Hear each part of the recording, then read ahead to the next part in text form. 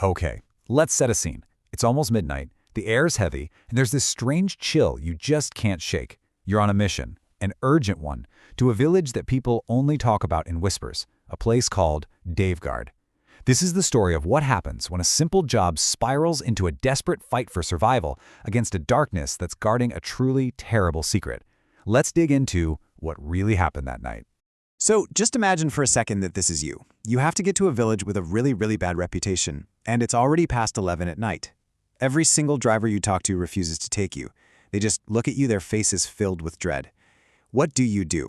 Because this is the exact spot our main character finds himself in.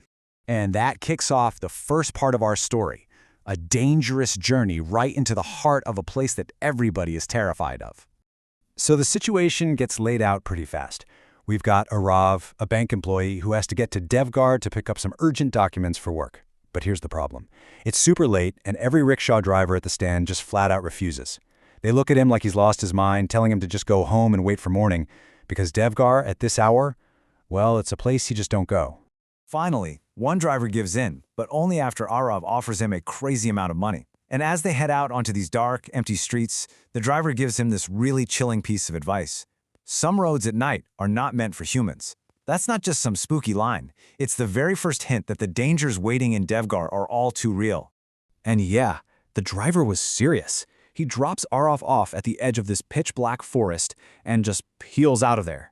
So now Aarav is all alone, totally unnerved, and about to step into a place that has its own set of terrifying rules for survival. While Aarav is standing there by this rundown, abandoned tea stall, this skeletal figure just kind of emerges from the shadows. His name is Damodar. He says he'll guide Aarav through the forest to Devgarh, but on one condition. Aarav has to follow his instructions to the letter. No questions asked. With literally no other option, Aarav agrees to this grim deal. So Damodar gives Aarav 3 simple but absolutely terrifying rules. Rule 1. Walk with me, stick close. Rule 2, no matter what you hear or feel, do not look back. And Rule 3, don't you dare answer any voice that calls out to you. These are not suggestions, they're commands. And breaking them, well, you might not live to see the sunrise. And it doesn't take long for those rules to get tested. Almost immediately, a sound cuts through the silence. It sounds like a little girl crying for help. Aarav's first instinct, of course, is to go see what's wrong, but Damodar grabs him, his voice totally firm. He warns Aarav to stay quiet. This is the first test, a lure set by whatever is hunting in this forest. When Aarav asks what that was all about, Damodar's explanation just confirms how bad this situation is. He says, "These are the things that hunt for new prey at night." He's making it crystal clear that those sounds, they're not human. The forest itself is a predator, and it's using the illusion of people in trouble to draw in its next meal. Somehow, Aarav makes it through the night, all thanks to Damodar. But as the sun comes up over what seems like a peaceful village, he's about to find out that the horrors of the forest were just the beginning. He's on the verge of uncovering Devgarh's darkest secret. You see, the source of all this terror actually has a name, the Saya, or the Shadow. It's described as this formless, dark thing that just roams the village. And then we learn something that makes it all personal for Damodar. This is the very same shadow that took his son just 1 year ago. And now, for whatever reason, it's fixated on Aarav. The history behind this curse starts to paint a very clear, very disturbing picture. A long time ago, there was a fire at the town warehouse that killed a bunch of workers. It was just ruled an accident. Then, exactly 1 year ago, Damodar's son disappeared right after going to that same warehouse. And now, Aarav shows up in town to get documents from that exact same cursed building. All the pieces are falling into place. But here's the twist. The Shadow isn't just some random evil spirit. It's a guardian. It's actively protecting a secret that's buried in that warehouse. A secret that connects the fire, the dead workers, and the very documents Aarav is there to find. This stopped being a simple ghost story. Now it's a cover-up. With the Shadow now hunting Aarav even in broad daylight, there's really only one way out. They have to confront this thing head-on and drag the truth into the light.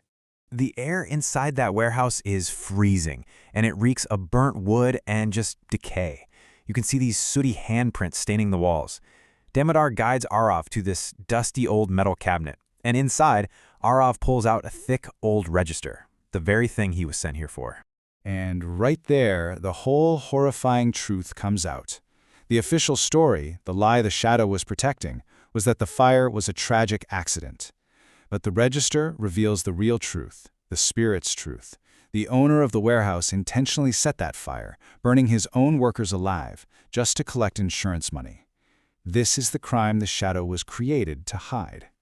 The second they uncover the truth, bam, the warehouse door slams shut. The shadow appears, no longer just a flicker in the corner of your eye, but a solid wall of darkness, and its voice echoes. Truth is not found to be shared, but to be buried. Aarav and Damodar are trapped with the very thing that wants the secret buried forever. But just then, the tables turn completely. The spirits of those murdered workers, their forms literally scarred with spectral flames, start emerging from the walls.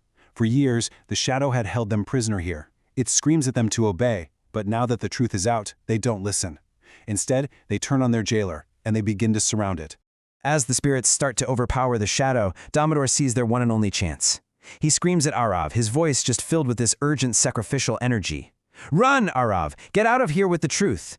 He knows that the only way to make this justice stick is for Aarav to escape with that register. And this is it, the final moment of justice. The spirits drag the shrieking shadow into the center of the warehouse, and a phantom fire just erupts around it. The shadow's final scream echoes through Devgarh as it's torn apart and dissolves into nothing. With its destruction, the curse that has hung over this village for years is finally, truly broken. But that victory, it came at a price. Aarav gets out with the proof, but Damodar, who was mortally wounded in the fight, doesn't make it. He uses his last breath to tell Aarav that getting the truth out there is his own mukti, his own salvation. For the first time in years, a real, peaceful morning actually dawns on Devgarh. The air feels lighter, the fear is just gone. And for just a moment, Aarav sees a faint image of Damodar's spirit, smiling at him in thanks before it fades away, finally a peace. He didn't just save a village, he gave a grieving father his freedom. And that really brings us to the big question at the end of all this. The story of the Shadow of Devgarh wasn't really about a monster. It was about a human crime that was disguised as a haunting. And it makes you wonder, doesn't it? How many of our own ghost stories, our own local legends, might just be guarding a truth that someone, somewhere, tried very, very hard to bury?